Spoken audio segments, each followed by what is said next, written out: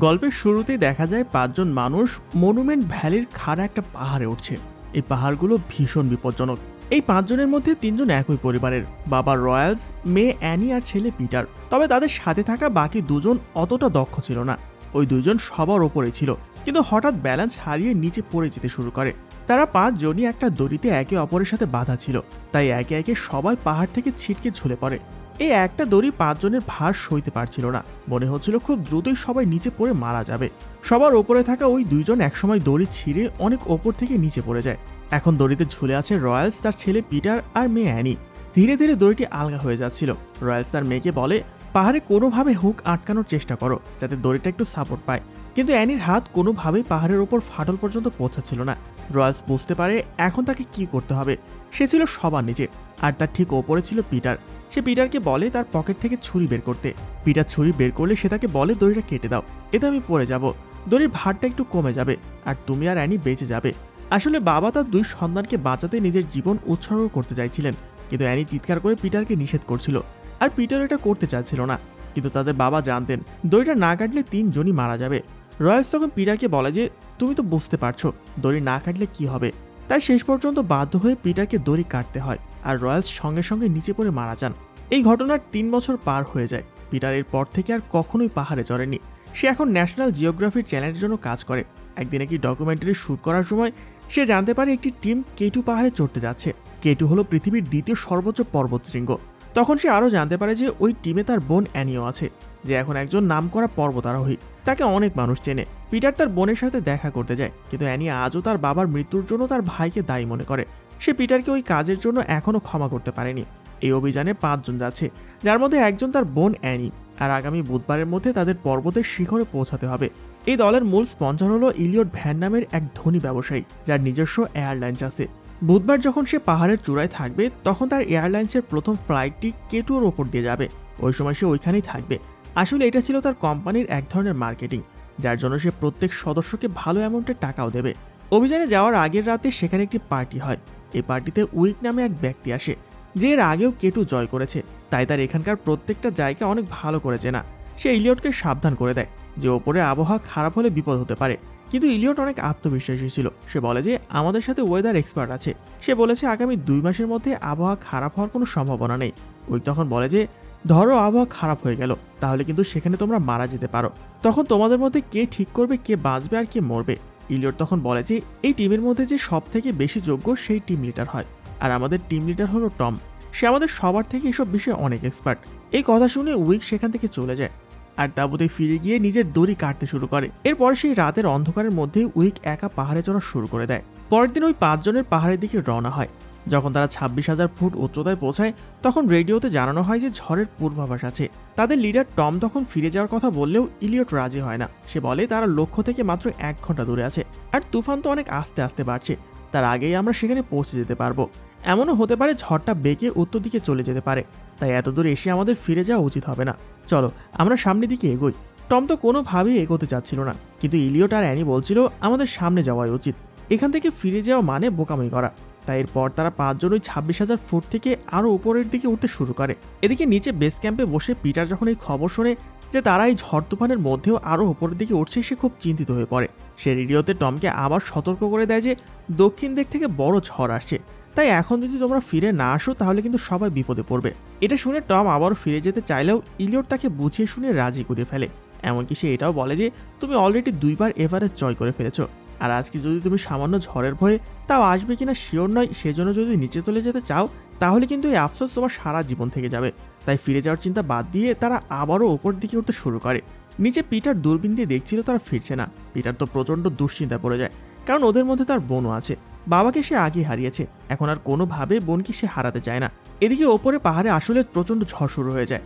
এত বেগে ঝড় হচ্ছিল যে তারা সামনে কিছুই দেখতে পাচ্ছিল না। হঠাৎ অ্যানির পায়ের নিচের বরফ ধসে যায় এবং সে 2 পাহাড়ের মাঝখানে এক গভীর ফাটলে পড়ে যেতে থাকে। যেহেতু সবাই দড়িতে বাঁধা ছিল, তাই অ্যানির সাথে বাকিরাও হ্যাঁচকা টান খায়। আর অ্যানি যখন সারফেস থেকে মাত্র 2 ফুট ওপরে ছিল, তখনই দড়িটা সেখানে আটকে যায়, আর এক পর্যায়ে দড়ি ছিঁড়ে যায় এবং অ্যানি পাহাড়ের নিচের এক অন্ধকার গুহায় আটকা পড়ে যায়। বাকি 4 জন উপরে ঠিক থাকলেও পরিস্থিতি এখন খুবই জটিল হয়ে দাঁড়ায়। পাহাড়ে প্রচণ্ড তুষারপাত শুরু হয় এবং পরের মুহূর্তে ওপর থেকে বিশাল এক বরফের ধস তাদের দিকে নামতে থাকে। এই ধসের কারণে অ্যানি যেখানে আটকা পড়েছিল ঠিক সেই জায়গাটাতেই আরও দুজন আটকা পড়ে এবং বাকি দুজনের মৃত্যু হয়। অর্থাৎ ওই গভীর খাদে এখন তিনজন আটকা, অ্যানি, এলিয়ট আর টম। ওপর থেকে সেই খাদের মুখ এখন পুরোপুরি বরফে ঢাকা, তাই তারা চাইলেও ওপর দিয়ে বের হতে পারবে না। নিচ থেকে বেস ক্যাম্পের লোকেরা রেডিওতে তাদের সাথে যোগাযোগ করার আপ্রাণ চেষ্টা করে, কিন্তু কোনোভাবেই লাভ হয় না, কারণ ওখানে কোনো সিগন্যাল ছিল না। তবে অ্যানি মোর্স কোড ভাষা জানত, যা তার ভাই পিটারও জানত। শৈশবে তাদের বাবাই বিশেষ কোডিং ভাষাটি শিখিয়েছিলেন। অ্যানি বরফের নিচ থেকে টোকা দিয়ে মোর্স কোডের মাধ্যমে সংকেত পাঠায় যে তারা তিনজন এখানে জীবিত আছে। নিচে যখন এই খবর পৌঁছায় যে তারা তিনজন আটকে আছে, তখন পিটার নিজের বোনকে বাঁচানোর জন্য ব্যাকুল হয়ে ওঠে, কিন্তু তাকে জানানো হয় যে ওই উচ্চতায় তাদের কাছে যা ছাপলায় আছে তা দিয়ে তারা 36 ঘন্টার বেশি বাঁচতে পারবে না। এছাড়া তারা ঠিক কোথায় আটকা পড়েছে আর এত বরফে কিভাবে সরানো হবে সেটা নিয়েও দুশ্চিন্তা দেখা যায়। এর সমাধানের জন্য তারা পাকিস্তানি আর্মির সাহায্য নেয়, যারা তাদের নাইট্রোগ্লিসারিন বোমা দেয়। এই বোমার বিস্ফোরণ ঘটিয়ে পাহাড়ের শক্ত বরফ ভেঙে ওই তিনজনের কাছে পৌঁছানো সম্ভব। তবে মিশনটি ছিল অত্যন্ত বিপজ্জনক, তাই প্রথমে কেউ যেতে রাজি হচ্ছিল না। তখন এলিয়টের কোম্পানি ঘোষণা করে যে এই উদ্ধার অভিযানে যারা যাবে তাদের প্রত্যেককে 50 লাখ টাকা দেওয়া হবে। টাকার লোভে দ্রুত একটি টিম তৈরি হয়ে যায়, যারা পিটারের সাথে যেতে রাজি হয়। তবে যাওয়ার আগে পিটারকে পরামর্শ দেওয়া হয় যে তাদের টিমে যেন উইককে নেওয়া হয়। উইক সেই বৃদ্ধ অভিজ্ঞ পর্বতারোহী যে আগে সবাইকে সাবধান করেছিল যে ওই জায়গাটা অনেক ভয়ানক, তাদের না যাওয়া উচিত। উইকের এই পাহাড়ের সাথে একটা করুণ ইতিহাস জড়িত ছিল। 4 বছর আগে 9 জন সদস্যের আমেরিকান একটা গ্রুপ এই পাহাড়ের ট্রেকিংয়ের জন্য এসেছিল। ওই গ্রুপে তার স্ত্রীও ছিল, সেই ছিল তাদের ট্যুরিস্ট গাইড। সবকিছু স্বাভাবিকই ছিল, কিন্তু হঠাৎ করে একটা ভয়ানক তুফান শুরু হয়ে যায়। এরপর সে তার স্ত্রীর সঙ্গে আর কোনো যোগাযোগ করতে পারেনি। ওই ঘটনার পর উইক আজও সেই পাহাড়ের কোনায় কোনায় তার স্ত্রীর মৃতদেহ খুঁজে বেড়ায়, তাই পাহাড়ের প্রতিটি ইঞ্চি তার চেনা। এরপরে তো হেলিকপ্টারে করে পিটারের দল উইকের কাছে গিয়ে সাহায্য চায়। প্রথমে সে রাজি হয় না। তখন পিটার বলে যে আপনি তো আমার বাবার সঙ্গে এভারেস্টে গিয়েছেন, তাহলে এখন মানা করছেন কেন? উইক তার উত্তরে বলে যে অলরেডি তারা মারা গিয়েছেন, ওখানে গিয়ে আমাদের কোনো লাভ নেই। কিন্তু এরপর যখন তাকে জানানো হয় যে এলিয়টের কোম্পানি কাজের জন্য 50 লাখ টাকা পুরস্কার দেবে, তখন সেই উদ্ধারকারী দলের নেতৃত্ব দিতে রাজি হয়।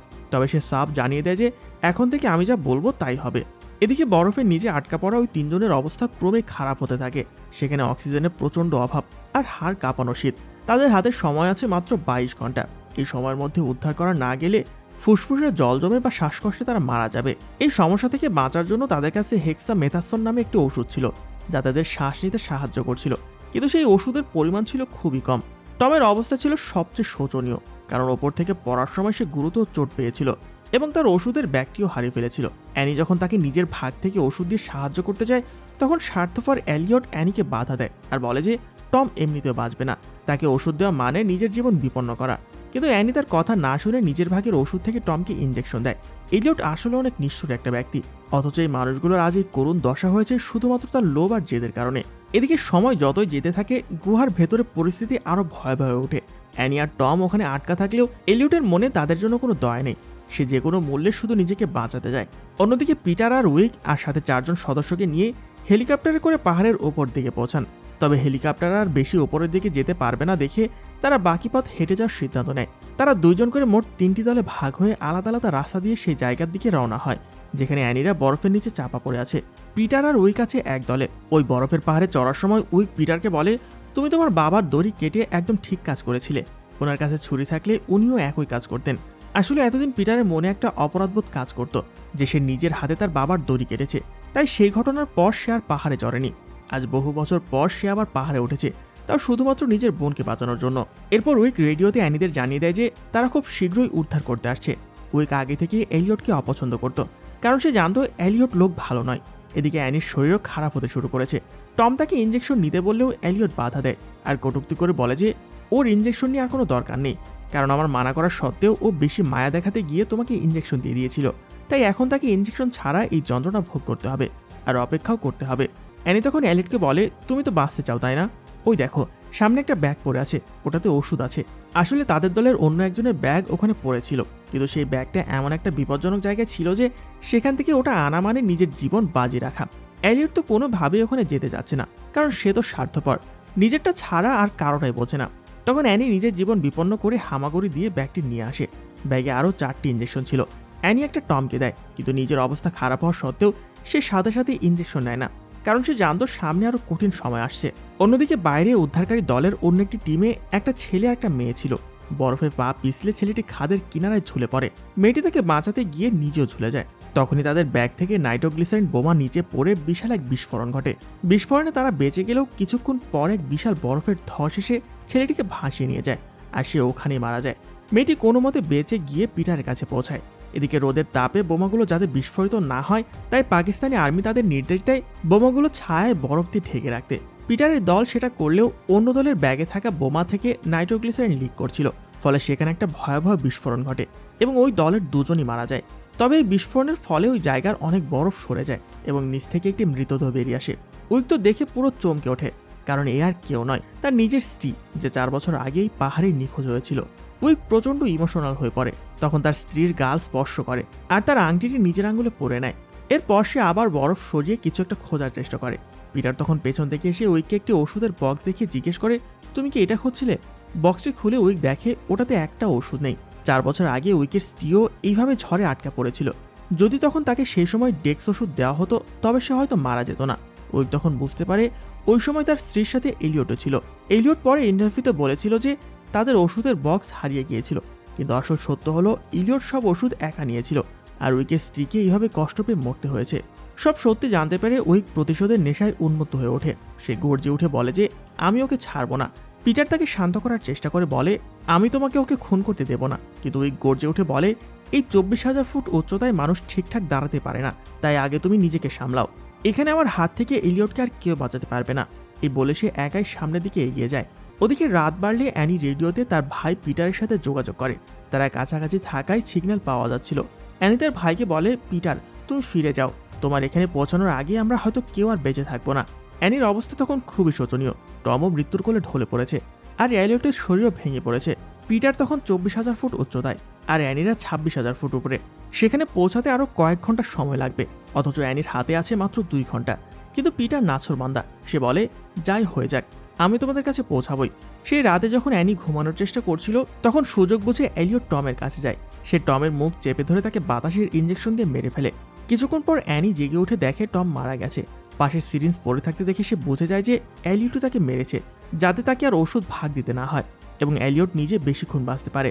এরপর এলিয়ট যখন ওপরের দিকে ওঠার চেষ্টা করছিল অ্যানি ক্ষিপ্ত হয়ে তার উপর হামলা করে। তাদের ধস্তাধস্তির সময় ওপর থেকে কিছু বরফ ধসে পড়ে এবং একটি ছোট ছিদ্র দিয়ে হালকা আলো দেখা যায়, কিন্তু সেই ছিদ্র দিয়ে বের হওয়া সম্ভব ছিল না। উদ্ধারকারীরা যাতে তাদের অবস্থান বুঝতে পারে সেজন্য ওখানে একটা চিহ্ন রাখা জরুরি ছিল, কিন্তু তাদের কলম বা কালের সবকিছু জমে বরফ হয়ে গিয়েছিল। তখন নিষ্ঠুর এলিয়ট টমের রক্ত একটি ব্যাগে ভরে ওপরের সারফেসে পাঠিয়ে বিস্ফোরণ ঘটায়, যাতে বরফের ওপর রক্তের লাল দাগ চারদিকে ছড়িয়ে পড়ে। ওদিকে নিজের জীবন বাজি রেখে এক শর্টকাট রাস্তা দিয়ে পিটার আর সেই বেঁচে যাওয়া মেয়েটি ওখানে পৌঁছে যায়। বরফের ওপর রক্তের দাগ দেখে পিটার নিশ্চিত হয়ে যায় যে তার বোন নিচেই কোথাও আছে। সে ওখানে ডিনামাইট দিয়ে বিস্ফোরণ ঘটিয়ে গর্তের মুখ পুরোপুরি খুলে দেয়। তখন সে দেখতে পায় তার বোন সোজা হয়ে দাঁড়ানোর ক্ষমতাও হারিয়ে ফেলেছে।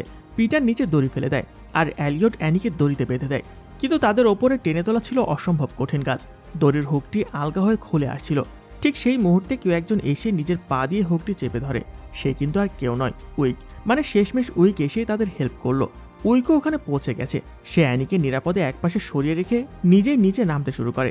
পিটার তাকে বাধা দেয়, কারণ সে জানে উইক এলিয়টকে মেরে ফেলবে।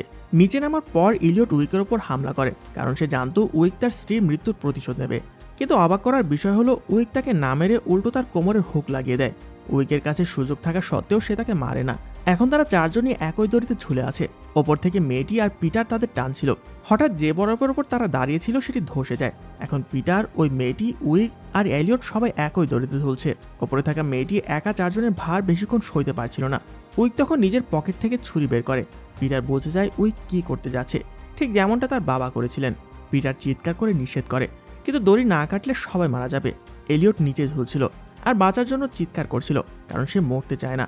কিন্তু উইক শেষ পর্যন্ত দড়িটি কেটে দেয় আর সঙ্গে সঙ্গে সে আর এলিয়ট দুজনে গভীর খাদের অন্ধকারে হারিয়ে যায়।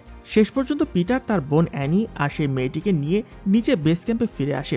অ্যানি অসুস্থ থাকলেও ধীরে ধীরে সুস্থ হয়ে ওঠে। এই ঘটনার মাধ্যমে দুই ভাই বোনের দীর্ঘদিনের সব মান অভিমান মুছে যায়। অ্যানি তার ভাইকে জড়িয়ে ধরে বলে, আজ যদি বাবা বেঁচে থাকতেন তবে তোমাকে দেখে খুব গর্ব করতেন, হয়তো একটু বকা দিতেন, কিন্তু মনে মনে খুব খুশি হতেন। পিটার তার বোনের কপালে চুমু খেয়ে বাইরে বেরিয়ে আসে। সেখানে সে পাথর দিয়ে একটি স্মৃতিস্তম্ভ তৈরি করে, যেখানে এই মিশনে প্রাণ হারানো প্রত্যেকের নাম খোদাই করা ছিল। এভাবে শেষ হয় এক ভাই বোনের আবেগঘন আর রোমাঞ্চকর লড়াইয়ের গল্প।